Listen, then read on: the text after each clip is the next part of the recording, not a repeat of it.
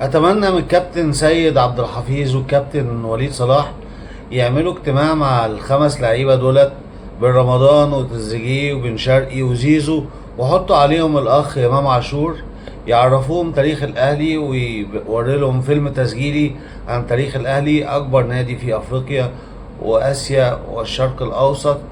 بالارقام وبالنتائج، واكثر الانديه على مستوى العالم تحقيقا للبطولات، ببطولات محلية ودولية تتخطى وقارية تتخطى ال 150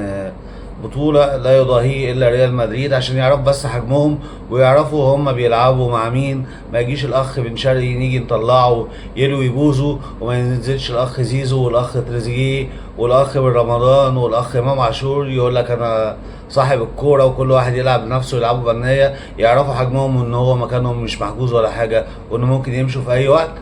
وعايزين بس يعرفوا هما فين ويفوقوا نفسهم. ويا ريت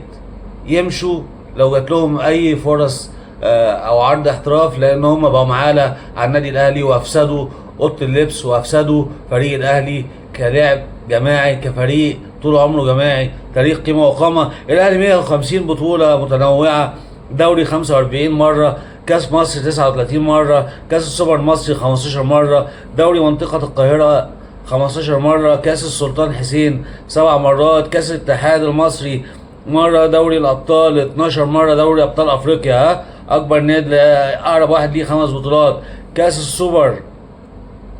كأس الكؤوس 4 مرات، كأس السوبر الأفريقي 8 مرات، كأس الكونفدرالية مرة، كأس الأفرو آسيوية مرة، الاشتراك في كأس العالم للأندية 11 مرة، منهم 3 مرات برونزية. اعرفوا انتوا مين وبتلعبوا فين وتعرفوا حجمكم، ويا ريت الشخصيات ديت بن رمضان، تريزيجيه، بن شرقي، زيزو والأخ إمام عاشور يتكلوا على الله، ما يكملوش في الأهلي. شكرا، والأهلي فوق الجميع.